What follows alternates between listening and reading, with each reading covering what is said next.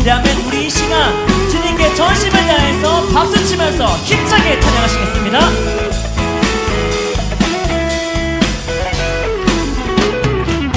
여호와를 즐거이 불러, 여호와를 즐거이 불러 기쁨으로 주께 나가리. 여호와 하나님 난 주의 백성 기르시는 양. 다시 한번 여호와를 즐거이 불러, 여호와를 즐거이 불러 기쁨으로 주께 나가리. 여호와 하나님 난 주의 백성 기르시는 양이. 감사함으로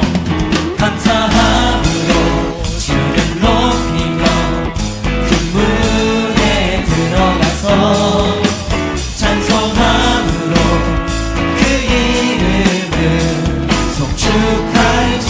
여호와를 즐거이 불러, 여호와를 즐거이 불러 기쁨으로 주께 나가리.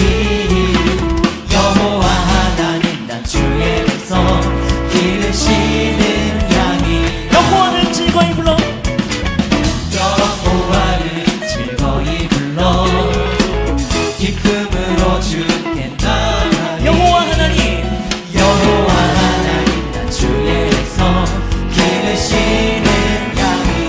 감사함으로 주를 높이며 그 문에 들어가서 찬송함으로 그 이름을. 다시 한번 고백합니다. 감사함으로 주를 높이며 그 문에 들어가서 찬송함으로 그 이름을 송축할지어다. 주의 선함과 주의 선함과 인자하심이 영원하고 주의 성실하심이 대대에 미치니. 우리 목소리로 감사함으로 주를 높이며 그 문에 들어가서 찬송함으로 그 이름을 송축한. 전심으로 감사함으로 주를 높이며 그 문에 들어가서 찬송함으로 그 이름을. 우리 마지막으로 감사함으로 주를 높이며 그 문에 들어가서 찬송함으로 그 이름을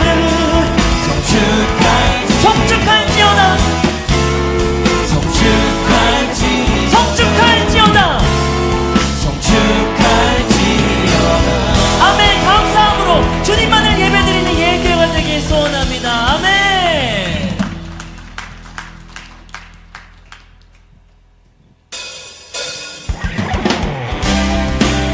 네, 우리 시간 다시 한번 저희의 삶에 오셔서 통치하실 주님을 전심으로 찬양합니다. 산과 시내와 산과 시내와 붉은 너들과 땅의 모든 것 주 다스리네. 내 안에 갈망 유일한 소망 주님 날 다스리네. 주 오셔서 통치하소서. 헛된 나의 꿈 어둠 것 내 모든 것 내 모든 것 다 드리니 오셔서 다스리소서. 우리 다시 한번 고백합니다. 산과 시내와 시내와 붉은 너들과 땅의 모든 것 주 다스리네. 내 안에 갈망 유일한 소망 주님 날 다스리. 주 오셔서 통치하소서.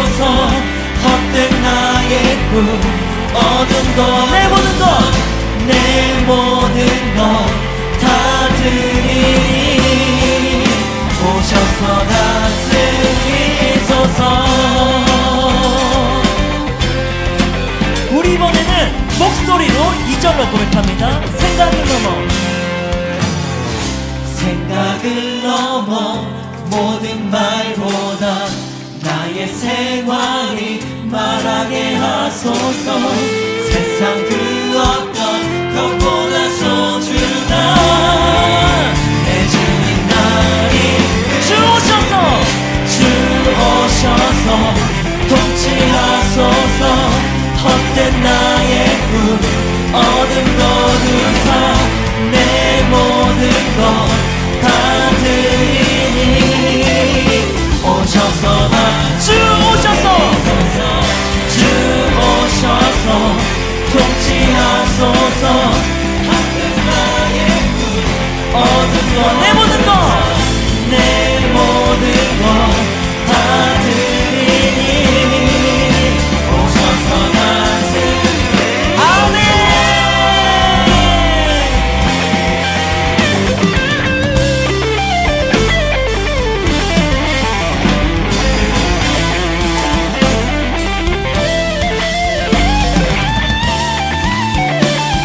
전심을 다해서 주 오셔서 주 오셔서 통치하소서. 헛된 나의 꿈 얻어 다시 한번 나의 주님 나의 주님 오셔서 다스리 주님께서 오셔서 주 오셔서 통치하소서. 헛된 나의 꿈 얻은 것 다시 한번 다시 나의 주님 나의 주님 오셔서 다스리 오셔서 다스리 오셔서 다스리. 아멘.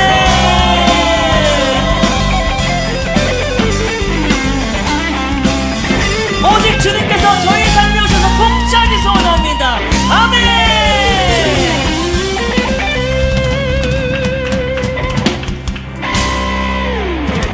네, 다 같이 자리에 앉으셔서 찬양하시겠습니다.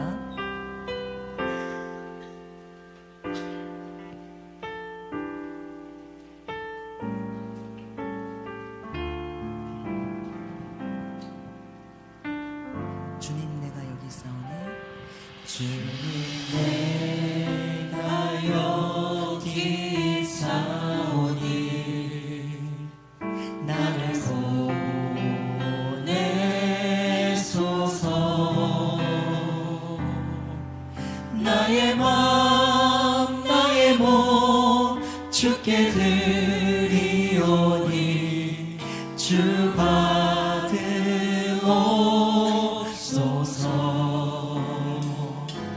주님 내가 여기 있사오니 나를 서주소서.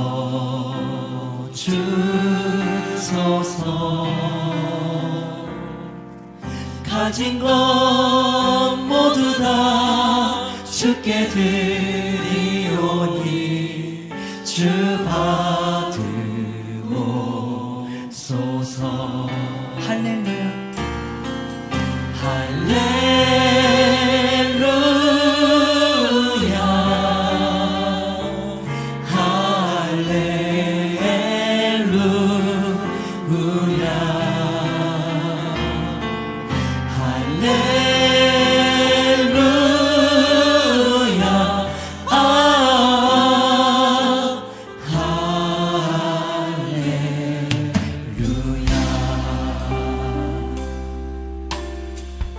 주님 내가 여기 있사오니 주님 내가 여기 있사오니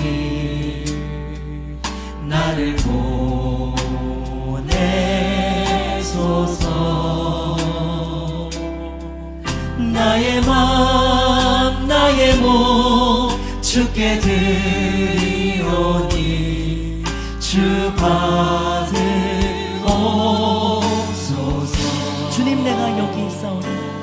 주님 내가 여기 있사오니 저희를 써 주시옵소서. 나를 써 주소서 가진 것 모두 다 주님께 드리겠습니다. 가진 것 모두 다 주께 드리오니 주 받으옵소서 할렐루야.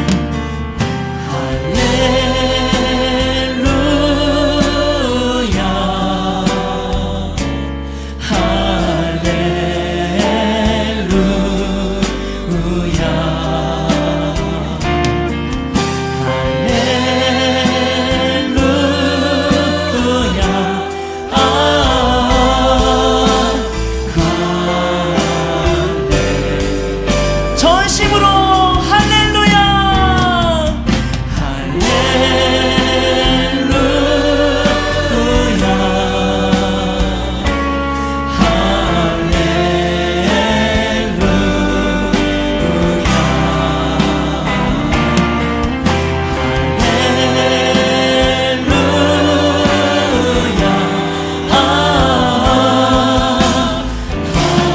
우리 다시 한번 고백합니다. 할렐루야.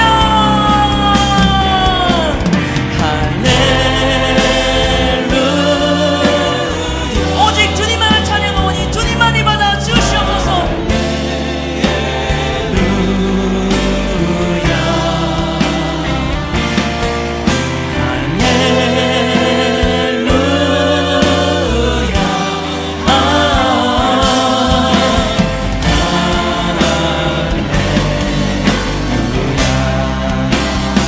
우리 전심으로 거친 파도 거친 파도 날 향해 와도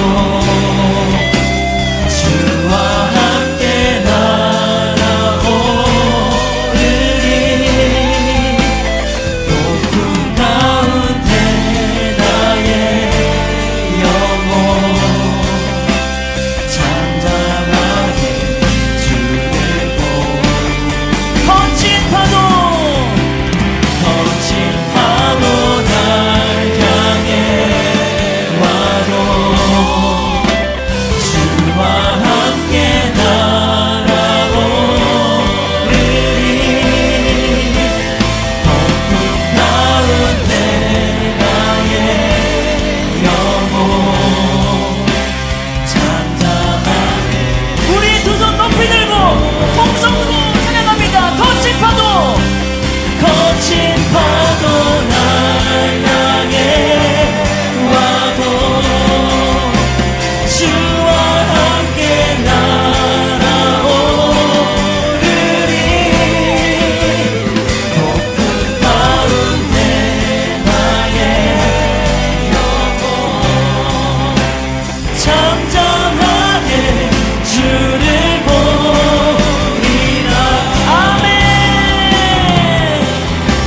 주여 저희를 사용해 주셔서 주님께서 주신 사명으로 세상을 변화시킬 힘과 지혜를 주셔서 비전에 사로잡혀 변치 않도록 역사해 주셔서 전심을 다해서 통성으로 기도합니다. 주여.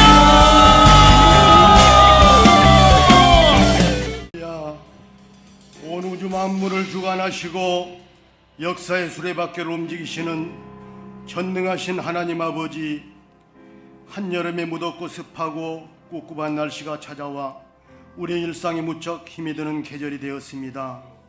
오늘은 맥주 감사주일로 지키는 7월 첫 주일 예배를 드리오니 주님 이곳에 좌정하시어 우리의 예배를 받아 주시옵소서.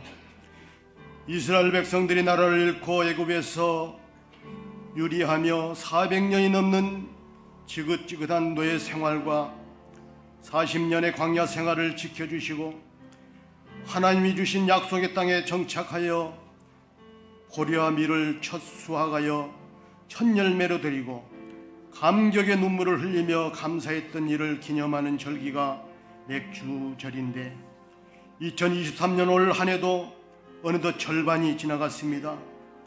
지나온 시간을 되돌아볼 때 표면적으로는 그다지 감사거리가 많지 않을 수 있습니다.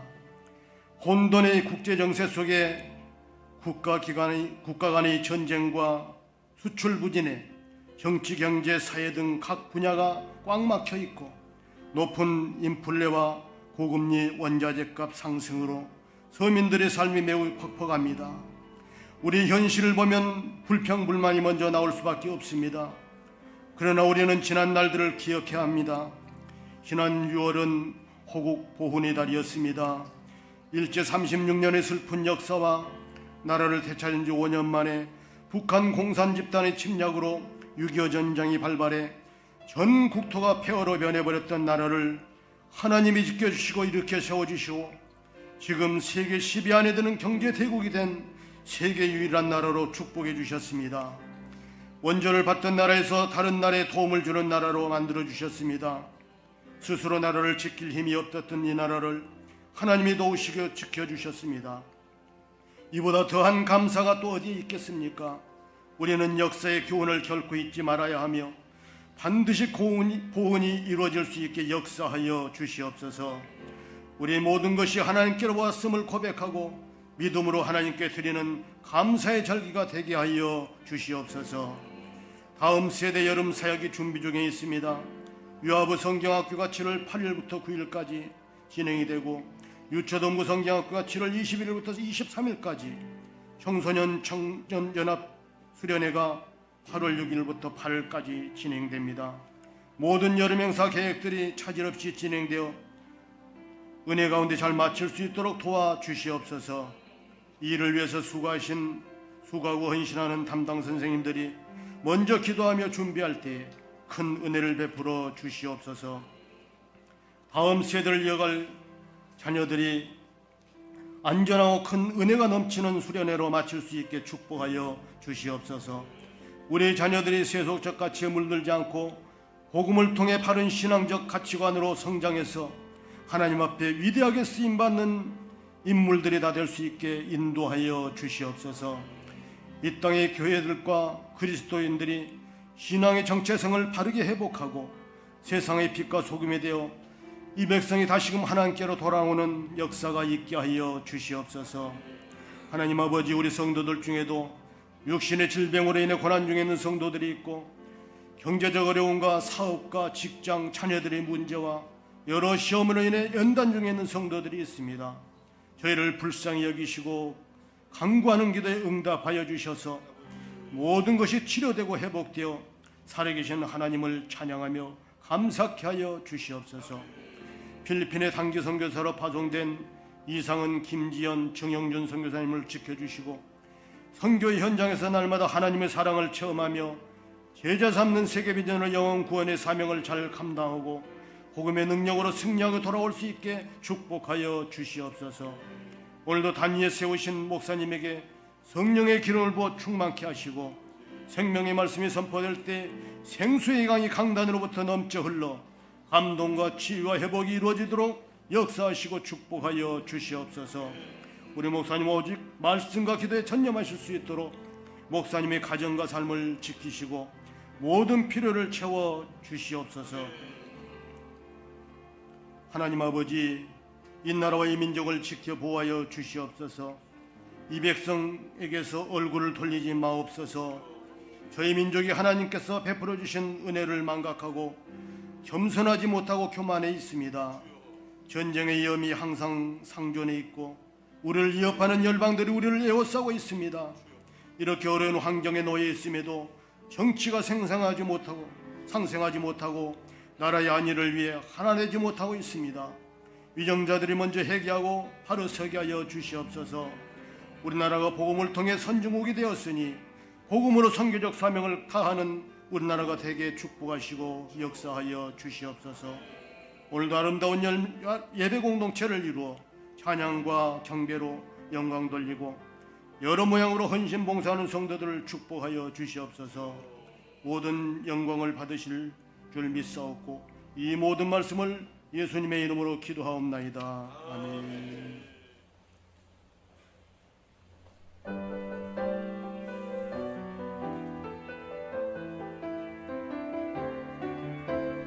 모두 다 주님을 찬양하라.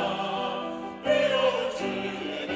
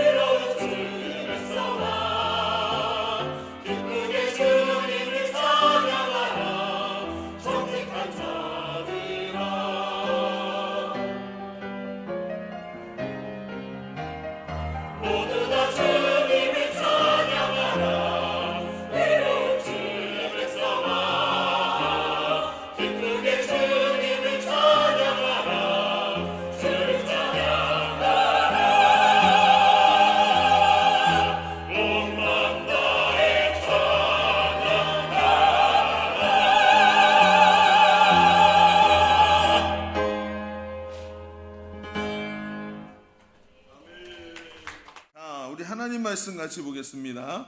하나님의 말씀은 출애굽기 23장 15절로 16절의 말씀, 두 절의 말씀만 우리 한 목소리로 같이 우리 합독하도록 하겠습니다. 출애굽기 23장 15절로 16절의 말씀입니다.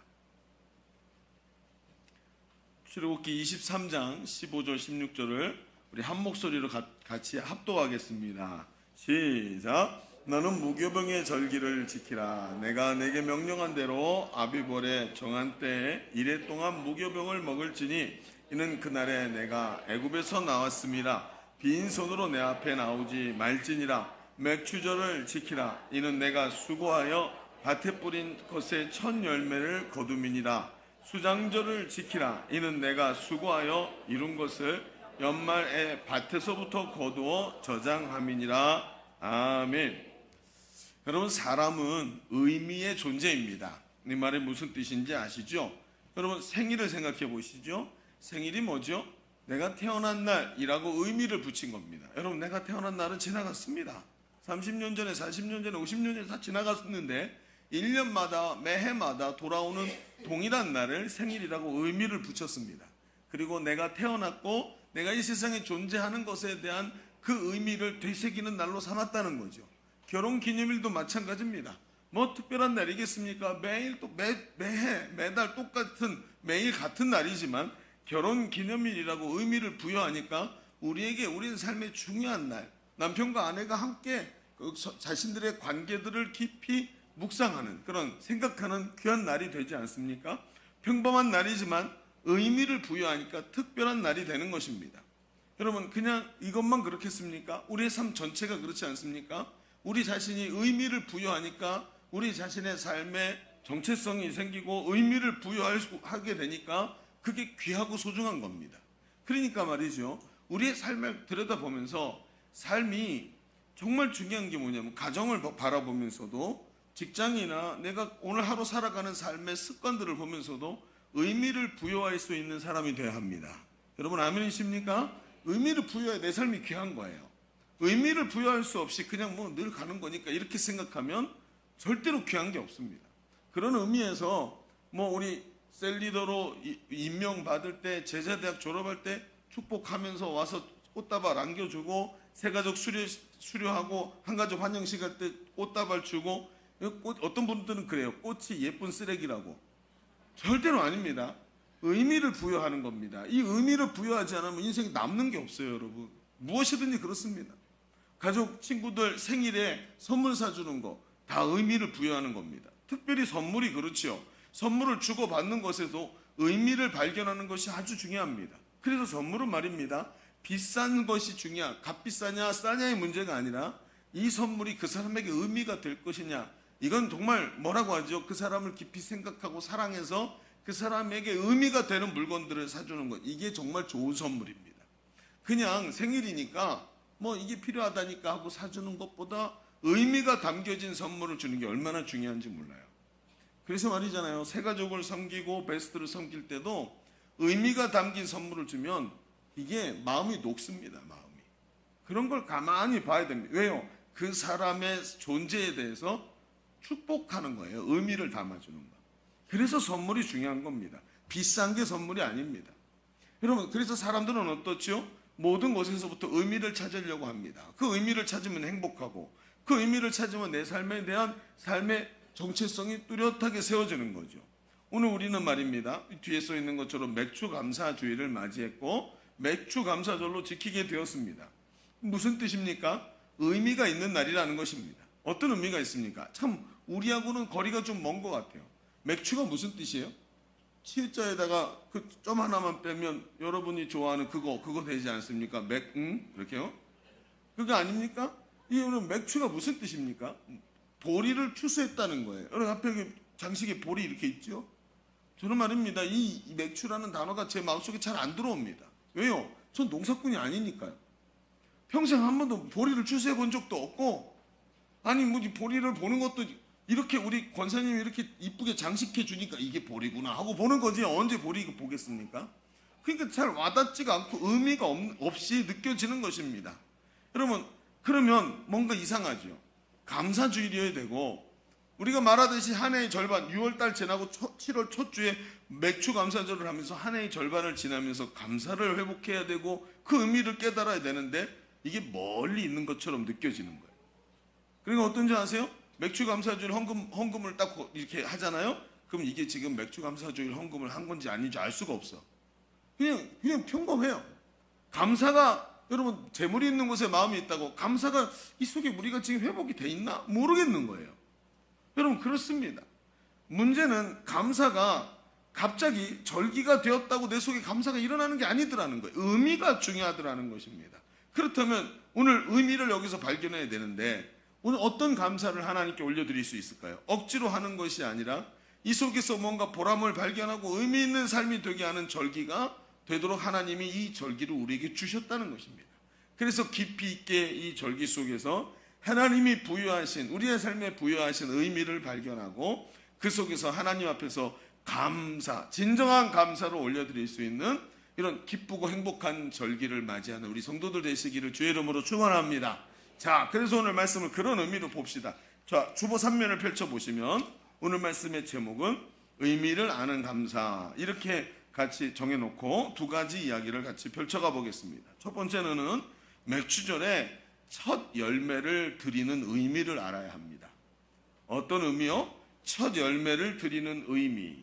자, 오늘 우리가 읽은 말씀은 하나님께서 이스라엘의 3대 절기를 정하시는 그런 모습입니다. 우리도 보면 구정 있고, 그렇죠? 추석 있고, 이렇게 우리도 이제 농본 사회다 보니까 절기들이 있죠. 똑같이 하나님께서 이스라엘의 3가지 절기를 딱 정하셨는데, 근데 그 절기가 뭐였죠? 첫 번째는 유월절, 두 번째는 맥추절, 초실절이라고 부르기도 하고 맥추절, 세 번째는 수장절, 이 3가지 절기를 딱 정하시는 장면이 오늘 말씀에 나오는 것입니다. 그런데 이 어떤 모습일까요? 여러분, 이 절기는 우리가 이제 절기에 대해서 좀 말씀을 드릴게요. 이 절기는 다른 이름으로도 불리는데, 유월절은 누룩이 들어있지 않는 떡, 무교병을 먹어야 됩니다. 그래서 하나님께서 출애굽할 때 이스라엘 백성에게 어린 양의 피를 뽑아서 문설주에 바르게 하시고 좌우인방에 바르게 하시고 그 고기를 먹게 하셨죠. 그런데 어떻게 해요? 옷을 다 입고 떠날 채비를 하고 지팡이를 들고 서서 고기를 먹고, 떡도 그렇게 먹는데 떡을 특별히 어떻게 했어요? 무교병을 먹게 만드셨어요.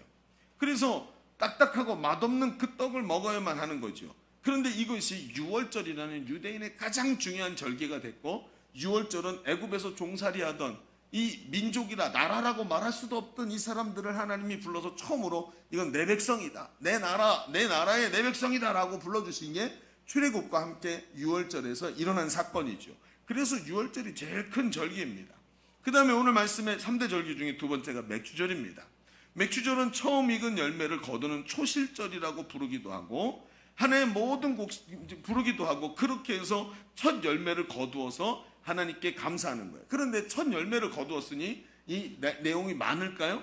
아니요, 적지요. 적습니다. 근데 여러분, 여기는 우리의 오해가 담겨 있어요. 첫 열매 그러면 앞으로 추수를 할 건데 첫 낫을 댄 열매라는 뜻이 아니에요. 뒤에 가서 설명을 드릴게요. 그 다음에 세 번째가 뭐냐면, 한 해의 모든 곡식을 다 추수해서 추수해서 저장한다. 그래서 수장절이라고 하는, 이 수장절이라고 부르기도 하고, 또는 초막절, 그때 이제 초막을 지어놓고, 이미 이스라엘 땅에 들어왔지만 예전 광야에 있을 때처럼 장막을 지어놓고 초막을 지어놓고 멀쩡한 집 놔두고 그 안에서 나가서 그 초막에서 지켜라 그래서 초막절 또는 장막절이라고도 불러요. 이름이 여러 가지이지만 3가지입니다. 유월절, 그 다음에 맥추절, 그 다음에 수장절, 이 3가지인 것입니다. 그런데 이 모든 게 뭐예요? 추수와 관계가 깊습니다. 가나안 땅은 말이죠, 수확의 이 절기가 시간이 깁니다. 여러분, 하나님께서 이스라엘 백성에게 뭐라 그러냐면, 내가 너희를 가나안 땅으로 인도하겠다라고 얘기하시면서 젖과 꿀이 흐르는 땅이라고 얘기를 하셨어요. 그런데 실제로 그렇습니다. 이스라엘 땅이 지금도 얼마나냐면요, 그 중동에 거대한 땅들 많지 않습니까? 그런데 그렇지 않고 우리나라 강원도 땅만 합니다. 굉장히 작습니다. 예루살렘이 그만한 게 아니고요, 이스라엘 전체가 그만합니다. 근데 기가 막힌 건, 가서 성지순례에 가보시잖아요. 성지탐방 이번에 우리 가지요. 가서 보면 기가 막힙니다. 남쪽으로 조금만 차를 타고 내려가잖아요. 광야가 펼쳐져 있어요. 그래서 광야가 얼마나 더운지요. 그 돌이요 시뻘겋게 달궈졌다가 녹았다가 다시 굳었다가 녹았다가 굳었다 그래서 흙이 녹은 흙들이 거기 있어요. 그런데 거기서 버스를 타고 얼마 안 갔는데 조금만 가잖아요. 북쪽으로 가면 헐몬산 아래 내려가면 얼마나 거기가 윤택하고 풍요로운지요. 동서도 우리하고 비슷해요. 우리도 동쪽에 높은 태백산맥이 있어서 산이 높잖아요. 동쪽으로 가면 예루살렘이 그 동쪽에 산꼭대기 있습니다. 그리고 서쪽으로 내려가면 지중해가 펼쳐져 있는데 여러분 지중해 아시죠? 그 지중해 풍요로움과 넉넉함이 가득 있어요. 그래가지고 여러분 이스라엘은 말입니다. 1년에 거의 모든 시간 다 추수가 있어요. 하물며 뭐 곡식을 추수하지 못해도 뭐 꿀이라든지 석류라든지 이런 것들을 추수할 수 있는 게 1년 내내 거의 추수를 합니다. 그러니까 수확의 절기가 긴데 특별히 말이죠. 4월 달부터 5월 달은 보리를 추수했고 6월 달에서 7월이 되면 밀과 보리를 추수합니다. 그리고 가을인 9월, 10월이 되면 과일이나 포도 등을 거두어 드립니다. 그 외에도 3, 4월에는 아마를 추수를 합니다. 여기서 추수는 뭐예요? 하나님이 내가 너에게 주겠다 했던 그 축복이 자기에게 이루어진 거죠. 땅 한 평 없는 떠돌이 백성이 애굽에서부터 나와가지고 개떼처럼 돌아다니다가 하나님이 약속하신 땅에 들어가서 첫 열매를 딱 거뒀는데 얼마나 기쁠까요? 이 축복의 표시고 이것을 하나님 어떻게 하셨어요? 절기와 맞물려 놓으셨어요. 그래서 이 절기와 함께 추수가 거의 같이 돼 있습니다. 그래서 7월의 맥추절은 추수의 시작을 알리는 초실절이에요. 그래서 추수 7월, 우리는 7월이라고 부르지만 그 초실절에 시작했고 추수가 시작되면 뭐 추수하고 이번엔 뭐 추수하고 뭐 추수하고 뭐 추수해서 만약 마지막 추수를 다 끝내면 이게 수장절, 모든 걸 추수해서 저장하고 이 창고의 문을 딱 닫고 하나님께 감사를 드리는 수장절, 우리말로 하면 우리가 느낌으로는 추수감사절, 추석 같은 의미의 수장절을 지내게 돼 있는 것입니다. 그러니까 추수의 길이가 길지요. 그러면 첫 열매가 뭐예요? 첫 추수가 뭐예요? 낫을 처음 벼에다 갖다 대고 짝 자른 게 첫 추수가 아니고 바로 초실절, 처음 익은 열매를 하나님께 드리는 이 보리를 하나님께 드리는, 여기는 보리라고 우리가 한글 성경에 기록이 되어 있지만 이제 원어 성경에 보면 밀이라고 기록이 되어 있습니다. 그러니까 이 첫 열매를 거두어서 하나님께 올려드리는 이 절기를 말하는 것입니다. 그러니 생각해 보시죠. 이 절기에 추수에 곡식이 많을까요? 아니요, 많지 않습니다. 얼마 안 되는 첫 익은 것들을 따서 하나님께 감사합니다라고 드리니 풍성한 감사가 아니라 거기에는 의미가 깊이 있다는 것입니다. 그럼 어떤 의미가 있습니까? 이 맥추절의 의미를 한번 조금 볼까요? 16절에, 오늘 우리가 읽은 16절에 이렇게 말합니다. 맥추절을 지키라. 이는 내가 수고하여 밭에 뿌린 것에 첫 열매를 거둠이라. 이 말에 가장 중요한 게 뭐죠? 왜 맥추절을 지키래요? 첫 열매를 거두었기 때문이래요. 여러분, 첫 소산을 말하는 것입니다. 여러분, 여기서 우리는 이 첫 열매의 의미를 깊이 이해할 수 있어야 됩니다. 출애굽하는 이스라엘 백성에게 하나님께서 이렇게 말씀하셨습니다. 너에게 난 모든 첫 것은 내 것이다. 처음 것은 전부 내 것이다 라고 이야기를 하시는, 이게 무슨 의미일까요? 히브리어로 이 첫 열매의 절기를 말할 때 비쿠림이라는 단어를 사용하는데 이 단어는 비코르, 즉 장자라는 말에서부터 나왔습니다. 그러니까 절기라는 말 자체가 뭐예요? 첫 열매의 절기를 말할 때 바로 장자라는 뜻이에요. 하나님께서는 이 비코르라는 단어를 제일 처음에 이스라엘을 지칭하는 단어로 사용하셨어요. 그래서 사람을 비롯해서 짐승, 곡식, 과일 모든 것들 가운데 첫 것은 모두 하나님의 것이라고 선포하셨습니다. 그러면 이것이 뭐예요? 완벽히 하나님의 것으로 선포하시는 거예요. 출애굽기 4장 22절에 보면 이런 말씀이 있습니다. 너는 바로에게 이르기를, 하나님이 지금 모세에게 말씀하시는 거예요. 바로에게 가서 이르기를, 여호와의 말씀이 이스라엘은 내 아들, 내 장자라. 이스라엘이 뭐예요? 첫 열매란 뜻이에요. 내 장자다. 이런 의미로 부르셨어요. 내가 너에게 이르기를, 내 아들을 놓아서 나를 섬기게 하라 하여도 내가 놓기를 거절하였으니 내가 네 아들, 네 장자를 죽이리라. 이렇게 말씀하셨다. 그래서 애굽에서 나올 때 마지막에 어떻게 해요? 모든 장자를 다 죽이죠. 장자는 뭐예요? 짐승의 첫 새끼까지 다 죽이십니다. 출애굽기 13장 2절에도 말씀하세요. 이스라엘 자손 중에 사람이나 짐승을 막론하고 태에서 처음 난 모든 것은 다 거룩히 구분하여 내게 돌리라. 하나님의 것이래. 이상하지요? 하나님은 왜 이렇게 처음 것을 다 자기 거라고 얘기하시는 걸까요? 왜 이렇게 당당하게 내놓으라고 말씀하시는 걸까요? 이유가 뭘까요? 여러분, 하나님은 이스라엘 백성을 자기 백성으로 구별해서 출애굽하고 구출해 내실 때 장자의 피를 흘리는 모습을 보여주셨습니다. 이 장자의 피가 뭐지요? 여기는 하나님의 유일하신 아들이신 그 예수 그리스도의 희생을 의미하는 피입니다. 유월절을 생각해 보시죠. 유월절이 뭡니까? 유월절은 이스라엘 백성이 출애굽하기 전날 밤에 이렇게 하십니다. 어린 양을 잡아라. 그리고 어린 양의 피를 받아서 문에, 너희 집 문에 문설주 좌우 임방과 문설주 위아래에다가 피를 바르라는 거예요. 여러분, 이게 뭡니까? 십자가 모습이지요. 물론 거기다 그렇게 의미를 많이 부여하지 않아도 성경의 구약 성경에 보면 구약 성경의 모든 제사는 피 흘림을, 어린 양의 피 흘림을 통해서 내 죄가 대신 사해지는 의미를 가지고 있었습니다. 여기서부터 그 어린 양의 제사가 시작이 됐는데, 어린 양을 제물로 드리는 이 모습이 누구를 상징하고 있습니까? 우리는 모두 알고 있습니다. 예수 그리스도를 상징합니다. 자기 아들을 대가로 내어주시고 죄에서부터 그 대가로 값을 치르고 나를 사서 죄와 사망에서 건져서 생명의 나라로 하나님이 주시는 하나님 백성으로 구출해서 자기 백성 삼으셨습니다.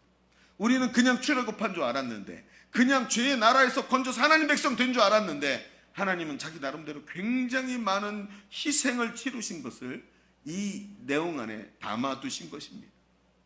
십자가에서 우리의 모든 죄를 담당하신 예수님의 십자가의 구원의 의미를 깨닫게 하셨다는 것입니다. 이것이 무엇입니까?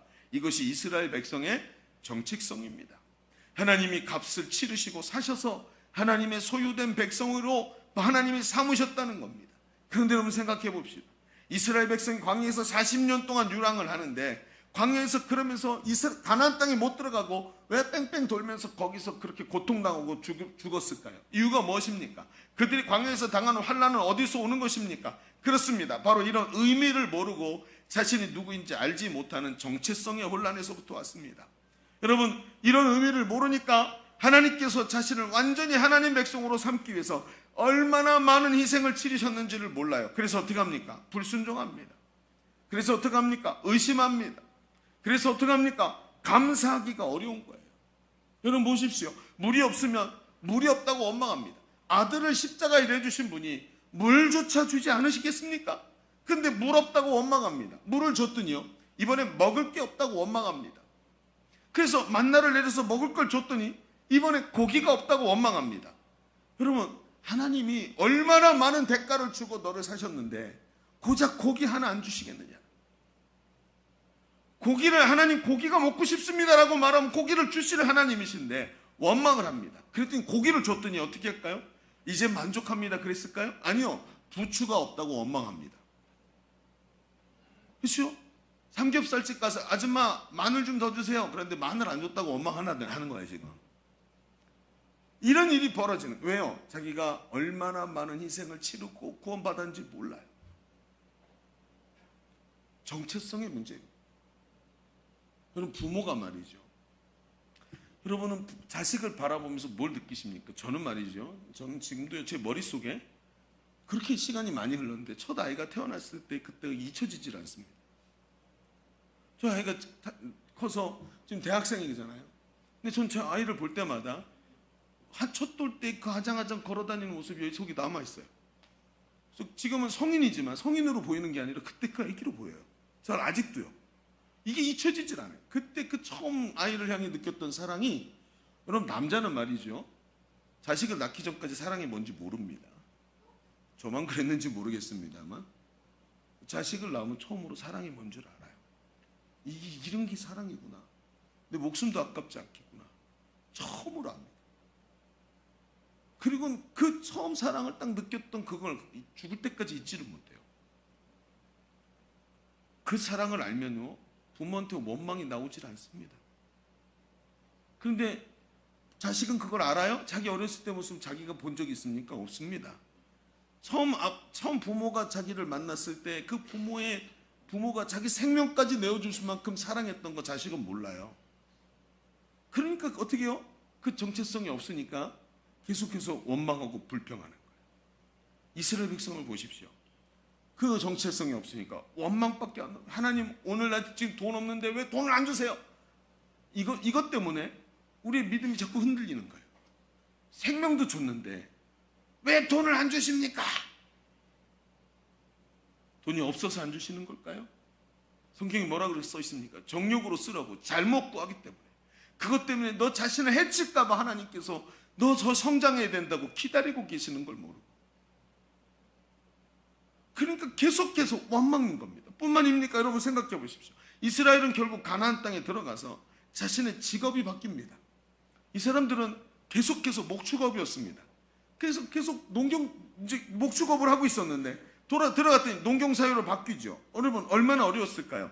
그럼 돌아다니면서 양치고 소 치고 그러던 사람들이 갑자기 정착해갖고 지금 싹이 하나 나온 걸 보면서 이게 언제 여기서 곡식이 며칠 내나 이렇게 생각하면 얼마나 힘들까요? 근데 그때부터 뭐가 들어가죠? 절기가 중요해집니다. 지금 우기가 돼서 비가 올 텐데 이 비가 올 땐 이렇게 준비하고 찬바람이 불기 시작하면 추수를 준비하고 뭐 이런 것들이 다 있죠. 근데 그건 뭐하고 연결돼 있어요? 농경사회 절기는 제사, 우상 섬기는 거하고 딱 연결이 돼 있습니다. 하나님 말씀하십니다. 이스라엘 백성이 가나안 땅에 들어가기 전에 얘들아 잠깐만 모여라. 내 할 말이 있다. 그래놓고 모세를 통해서 다 모아놓으시고 얘기하시죠. 뭐라고요? 이제 너희가 저 안에 들어가면 이방 백성들이 너의 마음을 계속 움직이려고 할 것이다. 저들을 다 싹 몰아내고 힘들어도 처음부터 다시 해라. 그러지 않으면 저들이 너희를 막 도와서 뭐 곡식을 만들어주고 더 많은 풍요를 주고 하면서 결국은 너희들을 이방 신을 섬기게 만들어서 내 사랑에서 떠나게 만든다. 얼마나 하나님이 계속해서 얘기하십니까? 얼마나 강력한 정체성의 혼동이 올지 하나님은 알고 계셨습니다. 하나님 그래서 어떻게 해요? 이 절기들이 반드시 지켜져야 된다는, 이 세 가지 절기를 주시면서 절기를 지켜라. 내가 너를 얼마나 사랑했었는지, 너희가 얼마나 많은 값을 치르고 내 백성이 되었는지 절대로 잊어서는 안 된다 하고 주님이 말씀하시더라는 거예요. 여러분 오늘 이 이야기들은 오늘 우리 자신을 돌아보게 합니다. 왜 맥주 감사가 어려울까요? 왜 맥주절에 오늘 맥주 감사주의라 그랬는데 감사합시다 그런데 감사는 무슨 지금 바빠 죽겠구만, 왜 이런 생각이 드는 걸까요? 오늘 내 손에 들고 있는 이 초실절의 열매가 너무 작아서 하나님 이거 나 하나 먹기도 지금 바빠 죽겠는데 무슨 감사를 합니까? 이런 생각이 왜 드는 걸까요?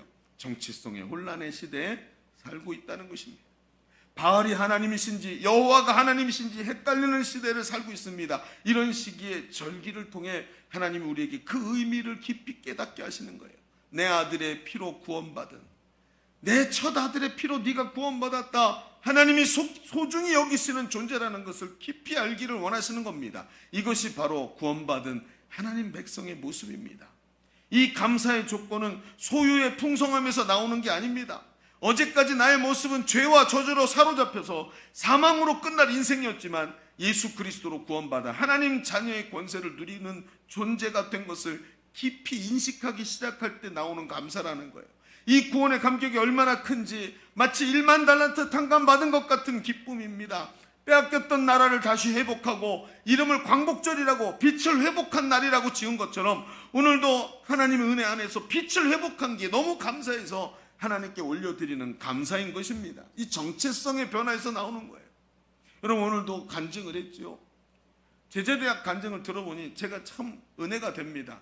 그 많은 시간 그 좁은 방에 같이 앉아가지고 막 변화되지 않는다고 여러분 제자대학에 들어오면 저한테 욕 많이 먹습니다. 근데 그게 달게 느껴지니까 저렇게 변화되는 거 아니겠습니까? 너무 삶이 변화되는 거예요. 그런데 제자대학도 중요하지만 저는 양육반 수료할 때가 참 귀하다 하는 것을 느끼게 됩니다.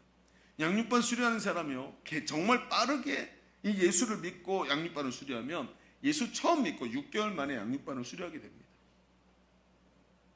나는 6개월 전에는 불신자였는데 양육반을 수료해. 그런데 그 첫 과정을 마치면서 얼마나 은혜가 큰지 여러분 잘 아시죠? 양육반 간증들을 한번 홈페이지에 찾아보십시오. 얼마나 충격적인지. 그런데 그 속에 뭐가 있습니까? 변화가 있죠. 변화. 여러분 얼마나 기가 막힌지 6개월 전만 해도 3년 동안 공황장애 우울증에 눌려가지고 화장실 말고는 가지도 못하던 분이 와가지고 예수 믿고 변화돼서 거기서 그냥 이 양육반을 졸업하면서 막 은혜를 나누는데 가슴이 뛰는 거예요. 그때 느꼈습니다. 이분이 6개월 전에 말이 모습하고 싹 달라진 거예요. 외모도 달라졌다 그랬잖아요. 여러분 심지어 얼굴이 화사해지고 환해지고 피부도 하얘지더라고요. 여러분 미백 그런 화장품 살 필요 없습니다. 예수 잘 믿으면 얼굴도 하얘집니다.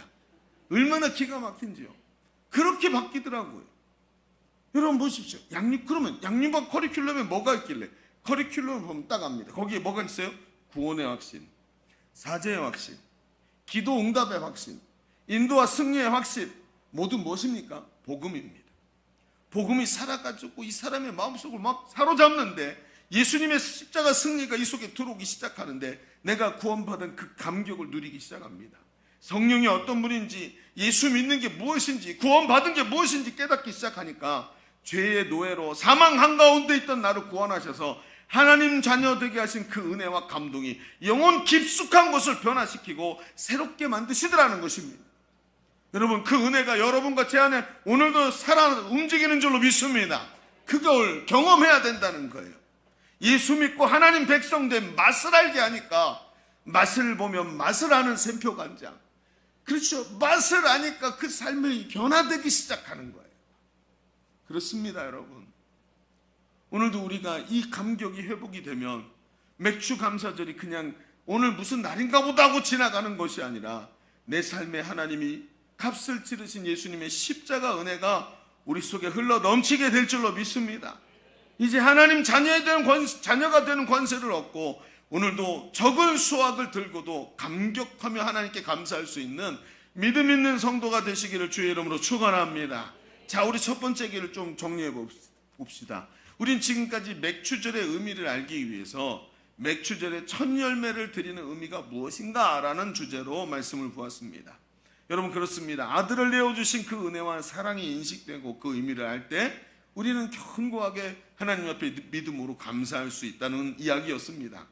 그런데 이 말씀을 같이 준비하면서 앞에도 잠깐 말씀을 드렸습니다. 제 마음속 저 깊은 곳에 그렇게 대단하지는 않지만 항상 질문 한 가지가 있었던 게 자꾸 이렇게 걸리적 거리는 거예요. 그 질문이 뭐였냐면 우리는 농사를 짓지 않고 농사의 절기와 상관없는 삶을 산다는 거죠. 그러니까 진정한 감사를 올려드립시다 라는 말을 할 때 아니 나는 이런 수학이라는 거 잘 모르는데 그렇죠? 매달 월급 받고 사는 거고 그죠? 한 해 마치면 한 해를 마감됐나 보다 뭐 그러고 감사할 수는 있겠는데 맥추절 이런 이야기가 우리한테 농사도 짓지 않는 우리에게는 너무 거리가 멀게 느껴지는 거예요. 그러면 이 추수라는 의미가 없는 우리는 어떻게 이 절기를 피부로 와닿는 이야기로 확보할 수 있겠는가?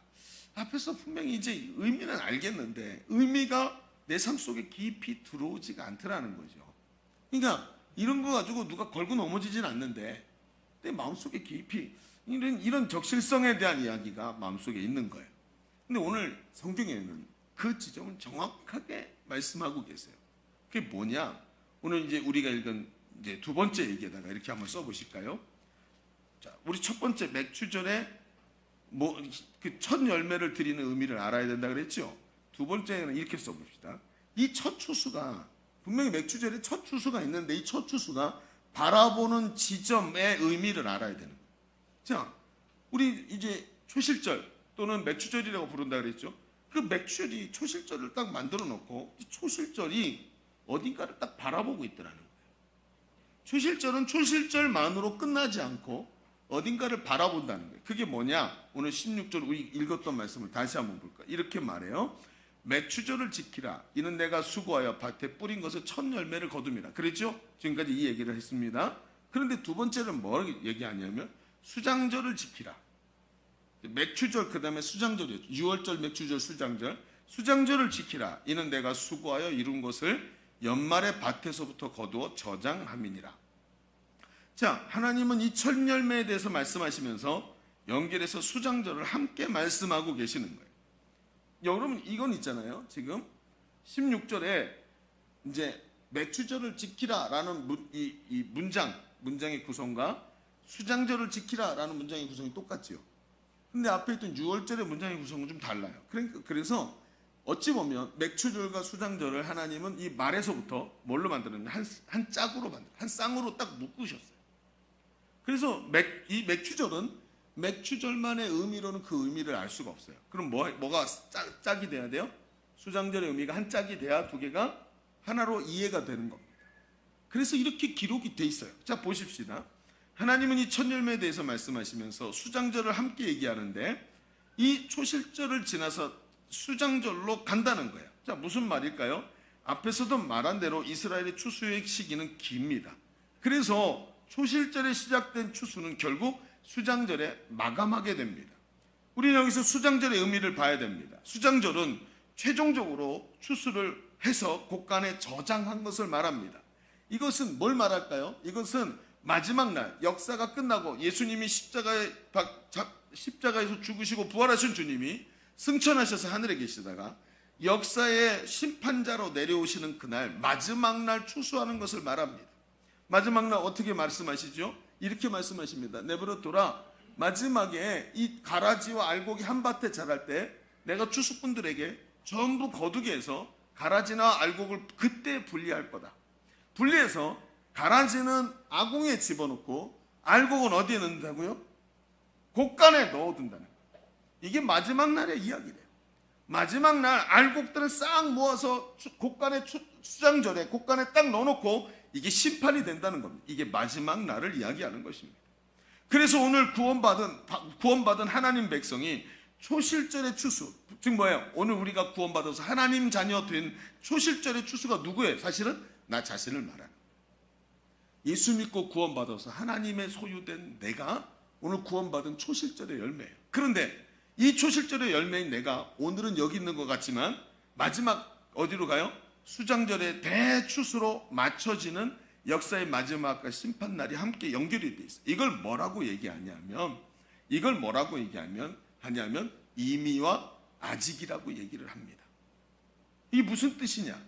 여러분, 초실절의 감사는 예수 그리스도의 구원 사역으로 인해 구원받은 하나님의 자녀된 나 성도의 모습을 말하는 겁니다. 그러나 이상한 것은 구원받은 성도는 오늘 천국 가는 게 아니죠. 이상하죠.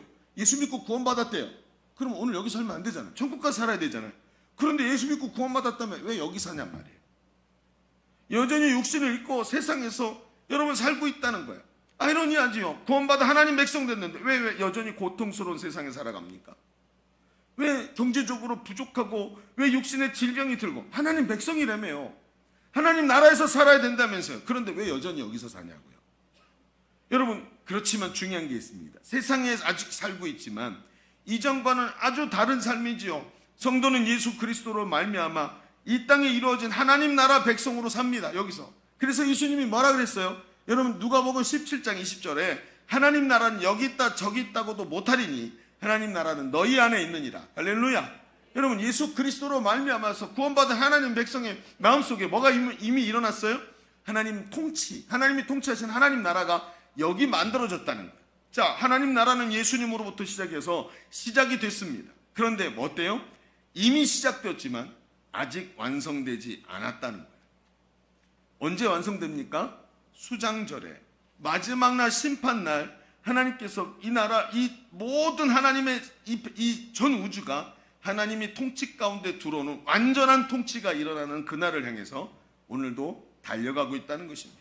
그래서 학자들이 뭐라 그러냐면 성도의 삶이 이미 시작된 하나님 나라와 아직 완성되지 않은 하나님 나라 사이를 살아가고 있는 아주 이상한 모습이라는 거예요.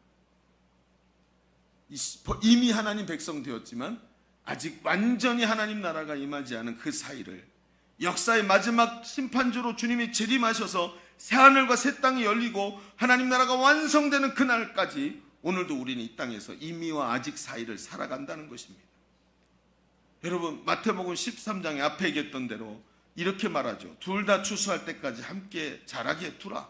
추수 때 내가 추수꾼들에게 말하기를 가라지는 먼저 거두어 불사르게 단으로 묶고 곡식은 모아 내 곡간에 넣으리라. 이 날이 무슨 날이에요? 수장절인 거예요. 그래서 여러분 맥추절은 초실절은 수장절과 한 쌍인 겁니다. 여러분 오늘 우리가 살아가는 삶을 보십시오. 초실절은 수장절을 바라보고 있습니다. 여전히 부족하고 믿음이 없어 넘어지고 구원의 감격과 감사를 지켜내지 못하고 감사합시다. 그런데 피부로 다 와닿지 않는 여전히 세상에서 힘들고 어려운 삶을 살아가지만 하나님 나라가 완전히 우리 앞에 다가오고 있다는 것을 오늘도 바라보면서 아직 임하지 않은 하나님 나라가 반드시 저 수장절에 풍성한 은혜가 올 것을 믿고 오늘도 감사하며 살 수 있는 믿음의 절기라는 거예요. 여러분 전에도 언제 말씀드렸지만 1953년 그러니까 우리가 6.25 전쟁 때 이 6.25 전쟁이 3년을 넘게 끌었는데 1953년 7월 27일에 판문점에서 휴전협정이 조인되므로 3년 1개월 만에 우리 6.25 전쟁이 휴전으로 매듭을 지게 됩니다. 근데 이 휴전협정에 단서가 붙어요. 뭐라 그러냐면 그 휴전 조인을 딱 하면서 앞으로 12시간 안에 모든 전투를 끝낸다 이렇게 써 있는 거예요. 그리고 이승만 박사가 라디오로 이걸 방송을 합니다. 전국에 있던 병사들이 그걸 다 들었습니다. 국민들이. 자 그러면 어떻게 될까요? 이제부터 다 정리해야 되죠. 이제부터 심하이 해야 되고 목이 털고 다 닦고 이제 다친 친구들 다 이렇게 수습하고 그래야 될 것 같지만 아니요. 이때부터 내가 점령한 땅이 12시간 후에 땡 하고 종칠 때 딱 우리 땅이 되는 거예요. 그러니까 12시간 동안 뭘 해야 되죠? 치열한 전투가 일어나요. 이미 종전은 선언이 되었는데 이미 휴전은 선언이 되었는데 아직 휴전이 되질 않은 거예요. 그럼 그 사이에 뭐가 일어나죠? 치열한 전투가 일어나요. 치열한 전투가 일어나요. 그래서 이때 이 그 고지전이라는 영화에 보면 에록고지라는 곳에서 전투가 일어났었는데 이 전투에서 여태껏 죽었던 사람들보다 더 많은 사람이 가장 짧은 순간에 전투에서 사망하게 됩니다. 여기서 제일 많은 사람이 죽어요. 얼마나 치열했을까요? 분명히 전쟁이 끝났다고 이미 선포되었는데 아직 치열한 전투가 일어나고 있는 것입니다. 예수 그리스도의 십자가가 이미 승리하셨지만 아직 하나님 나라가 완전히 임하지 않았습니다. 이미 출애굽해서 홍해를 건넜지만 아직은 약속의 땅 가나안에 들어가지 않았습니다. 이미 초실절의 열매로 하나님의 소유가 되었지만 완전히 하나님 나라가 아직 임하지 않았기 때문에 그 사이에서 하나님께서 이 살아가는 우리 육신을 입고 살아가는 우리를 승리케 하시려고 우리를 돕는 자, 우리를 도우시는 보혜사 성령을 우리에게 보내주신 줄로 믿습니다. 이미와 아직의 팽팽한 긴장 속에서 치열한 전투가 일어나는 곳에 곧 바로 우리의 삶의 현장에서 성령이 우리와 함께 하셔서 이 싸움의 결론이 우리에게 이긴 싸움이라고 성령이 우리에게 말씀해 주고 계시는 것입니다. 그래서 예수 믿는 사람은 오늘도 성령이 충만해서 성령의 도우심을 가지고 살아가면 우리의 삶의 현장이 너무 팍팍하고 힘들지만 성령이 그 싸움의 현장에서 도와주십니다. 얘야 기도하자, 얘야 일어나자, 얘야 예배 드리자, 얘야 순종하자 하면서 오늘도 그분의 음성을 들으면서 이 팍팍한 삶의 현장에 오늘 아직 이미 임하셨지만 아직 완성되지 않은 그 사이를 오늘도 싸우면서 달려나가 진정한 승리의 자리로 서게 되는 줄로 믿습니다. 그래서 우리의 승리는 뭔지 아십니까? 보장된 승리인 것입니다. 보장된 승리. 그 길을 오늘도 걸어가는 사람이 초실절에 감사하는 사람이라는 것입니다. 여러분 오늘 이 의미가 깨달아지기를 주의 이름으로 축원합니다. 그래서 이 초실절의 감사를 가지고 하나님께 올려드릴 때 뭐가 많이 있겠습니까? 없습니다. 뭐 풍성하다고 올려드릴 게 있겠습니까? 주머니에 뭐가 많아요? 아직도 수장절에 마지막 추수가 끝나지 않았는데 얼마나 힘듭니까? 그래도 마지막 추수를 보고 오늘 성령의 감동을 따라 최후 승리 하나님이 우리에게 주실 걸 믿고 오늘도 하나님께 감사의 삶을 살아갈 수 있는 진정한 감사의 절기가 맥추감사절인 줄로 믿습니다. 여러분 오늘 이제 말씀을 마칩시다. 오늘 우리는 어려운 시대를 살아가고 있습니다. 여러분 저도 지금까지 삶을 살아오면서 이렇게 어려운 시간들은 아마 처음 겪는 것 같습니다. 이 나라가 전쟁 이후에 늘 잘 되었지 이렇게 어려운 시기 겪은 적 별로 없지 않습니까? 아니 여러분 우리는 있잖아요. 어려운 시대가 아니라 어쩌면 마지막 시대를 살아가는 마지막 주자인 줄도 모릅니다. 이미 그 마지막 주자의 바통이 여러분의 손에 딱 쥐어져 있는 것입니다. 여러분, 초실절의 결과가 아무리 보잘것없어도 저 앞에 있는 수장절을 바라보며 오늘 잘 달려가야 할 줄로 믿습니다. 이미와 아직 사이를 살아가는 것을 확실하십시다. 그리고 불확실한 삶, 그러나 불확실하지만 최후 승리를 보장받은 삶으로 오늘도 우리가 이 땅에 서 있는 것을 아셔야 됩니다. 이제 아무리 어려워도 전혀 감사의 조건이 보이지 않아도 우리는 절망이나 좌절이 아니라 감사의 노래를 부를 수 있는 사람들인 줄로 믿습니다. 범사에 감사할 수 있는 힘이 생겼단 말입니다. 이제 우리의 진정한 승리가 보장되는 것을 믿고 이미와 아직 사이를 힘차게 달려가는 감사의 사람들이 되시기를 주의 이름으로 축원합니다. 자, 우리 같이 기도하십시다. 오늘도 이 말씀의 은혜를 깊이 붙잡으십시오. 그리고 하나님 앞에 이 말씀의 은혜를 붙잡고 우리 같이 기도하겠습니다. 함께 기도합니다. 주여, 아버지 하나님, 주님의 은혜를 감사합니다. 참 감사하기 어려운 시대를 만났지만 진정한 감사가 우리 가운데 회복되기를 원합니다. 주여 역사하소서. 참으로 감사하기 어려운 시대지만 진정한 감사가 우리 가운데 회복되기를 원합니다. 눈물이 나고 힘들지만 너무나 괴롭고 어려운 순간에 있지만 최후 승리를 믿으며 달려가게 하여 주시옵시고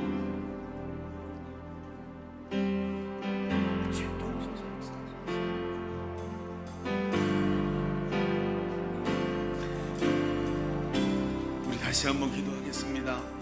여러분은 눈을 감고 오른손을 가슴에 얹으시기를 바랍니다. 주님, 우리의 삶이 너무나 어렵습니다.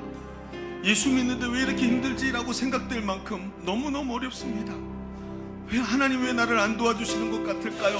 너무너무 어려워서 까닭을 알지 못하는 고통 속에 신음할 때도 있습니다. 그러나 아버지 하나님, 여전히 하나님 예수의 피로 나를 구원하신 줄로 믿습니다. 나를 사랑하셔서 여기까지 불러주셨는데 이해가 안 돼도 하나님, 오늘 이미와 아직 사이에서 믿음으로 감사할 수 있는 자 되게 하여 주옵소서. 하나님, 십자가에서 얼마나 나를 사랑하셨는지 이미 보여주신 줄로 믿습니다. 하나님, 이미와 아직 사이를 살아가는 것을 알게 하시고 오늘도 담대히 최후 승리를 믿으며 감사할 수 있는 믿음을 허락하여 주옵소서. 내 영혼아 담대하라, 내 영혼아 감사하라. 하나님 앞에 이 믿음이 회복되게 하여 주옵소서. 우리 주님 한번 외치고 통성으로 기도합니다. 주여, 할렐루야. 아버지 하나님, 오늘도 하나님의 그 은혜를 오늘도 누리기를 원합니다. 아버지 하나님, 정말로 힘들고 어려운 순간을 살아갑니다. 늘 눈물이 아프다리고 가슴이 아프고 너무나 아버지 하나님 참을 수 없는 고통에 몸서리 쳐지고 잠을 설칠 때도 너무나 많지만 하나님, 우리가 하나님의 사랑을 알고 있습니다. 최후 승리를 믿습니다. 오늘도 이 고난 속에서 최후 승리 믿으며 오늘도 이 길을 달려가게 하소서. 최후 승리가 나에게 있는 걸 믿습니다. 하나님 역사여 주옵소서. 두려워하지 마라, 내 딸아, 내 아들아, 두려워하지 마라. 내가 너를 사랑한다 말씀하시고 그 수장전의 기쁨을 주실 것을 믿고 오늘도 달려가면서 승리하신 주님을 듣고 담대히 주 앞에 서게 하여 주옵소서. 성령님 역사여 주옵소서. 늘 하나님의 은혜 가운데 서게 하시고 성령의 충만한 역사들을 체험하며 오늘도 이 시간 달려가면서 주 앞에 서게 하소서. 감사합니다. 하나님, 때로는 눈물이 나고 때로는 하나님 흐른 땀을 닦을 시간도 없이 정신이 없이 살아갑니다. 과연 이게 옳은 것인가? 하나님 어디 계십니까? 왜 나를 도와주시지 않습니까? 라는 그런 이야기가 목구멍 앞까지 기어나올 때도 있습니다. 그러나 주님, 우리 주님이 십자가에서 보여주신 나를 사랑하시는 그 은혜를 붙잡기를 간절히 원합니다. 주님이 얼마나 많은 희생을 통해서 나를 건져내셨는지를, 얼마나 많은 대가를 지불하시고도 나를 구원하셨는지를 깨닫기를 원합니다. 그리고는 하나님, 우리 주님의 승리가 내 승리인 것을 알고 오늘 이미와 아직 사이를 살아가는 것을 정확하게 보고 믿음으로 최후 승리를 바라보며 수장절의 그 기쁨을, 풍성함을 바라보며 오늘도 달려가는 성도의 삶이 되게 하여 주옵소서. 오늘도 성령이 우리를 도우시는 줄로 믿습니다. 성령의 인도하심 따라 기도해서 그 기도의 자리에서 승리를 거두는 우리 성도들의 삶이 되게 하여 주옵소서. 예수님의 이름으로 기도하옵나이다. 아멘. 우리 하나님께 영광의 박수 올려드립니다. 할렐루야, 할렐루야. 영광 받으소서. 우리 시간 준비하신 예물 하나님께 올려드리며 진정한 찬양으로 주님께 찬송합시다.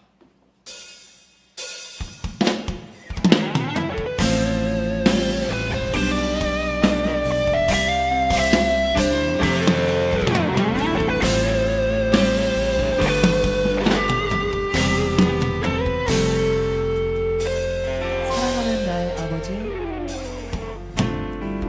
사랑하는 나의 아버지, 이름 높여드립니다.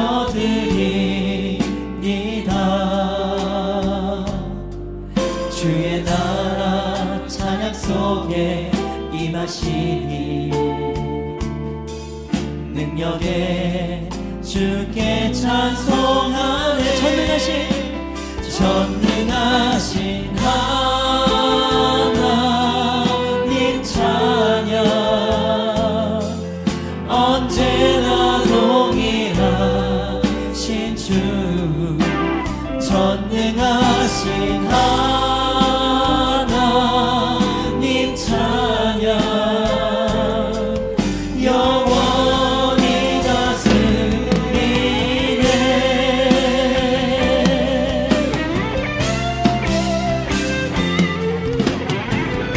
우리 다시 한번 고백합니다. 사랑하는 나의 아버지, 사랑하는 나의 아버지, 이름 높여드립니다. 주의 나라 찬양 속에 임하시니 능력에 주께 찬송하네. 전능하신 하나님 찬양 언제나 동일하신 주. 전능하신 하나님 찬양 영원히 다스리. 나 주의 이름 높이, 나 주의 이름 높이리. 나 주의 이름 높이리. 하늘 높이 올린 깃발처럼 주의 이름 높이. 전능하신 하나님 찬양 언제나 동일하신 주. 전능하신 하나님 찬양 영원히 다스리. 전능하신 하나님 찬양 언제나 동일하신 주. 전능하신 하나님 찬양 우리 다시 한번 고백합니다. 전능하신 하나님 찬양. 전능하신 하나님 찬양 언제나 동일하신 주. 전능하신 하나님 찬양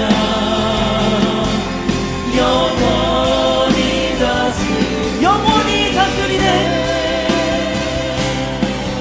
영원히 다스리. 주님께서 영원히 다스려 주시옵소서.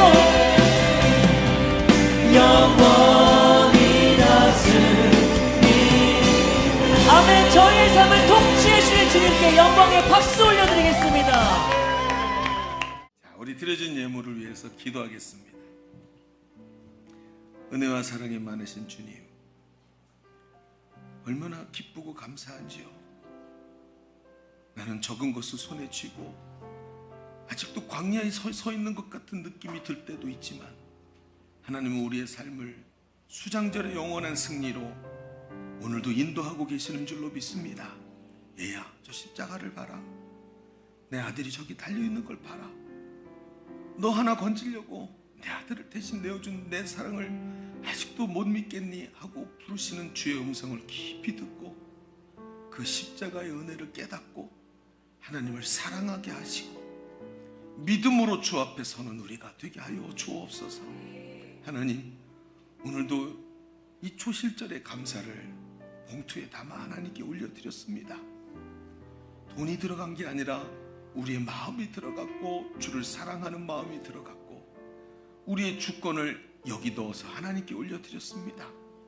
하나님, 받아 주옵소서. 주님 보좌 앞에 놓았사오니 주님 그 향기를 맡으시고, 그 재물이 타서 올라가는 그 향기 속에서 하나님, 우리의 중심이 주께 전달되고 하나님이 기쁘셔서 두 손을 들어 축복하시며 우리의 삶에 12광주리가 넘쳐나는 역사가 있게 하여 주옵소서. 돌아가는 발걸음 주님 지켜주시옵시고, 삶의 현장에서 오늘 말씀 붙잡고 주님과 동행하며 승리하는 성도의 삶이 되게 하여 주옵소서. 하나님, 능력 있게 하여 주시옵시고, 성령의 위로가 저 눈물을 닦고 능력으로 채워지게 하여 주옵소서. 하나님께 감사드리며 이제는 우리 구주 예수 그리스도의 은혜와 아버지 하나님의 지극하시고 만극하신 사랑하심과 성령님이 내주하시고 교통하시며 함께 하시는 은혜가 오늘 모여 예배하는 모든 주의 자녀들 머리 위에, 우리의 삶의 현장과 가정 위에, 주님이 피값으로 사신 주의 몸된 교회 위에, 열방에서 복음 전하는 자들 위에, 신음하는 이 나라 이 민족 위에 이제로부터 영원토록 함께 계시기를 간절히 축원하옵나이다. 아멘.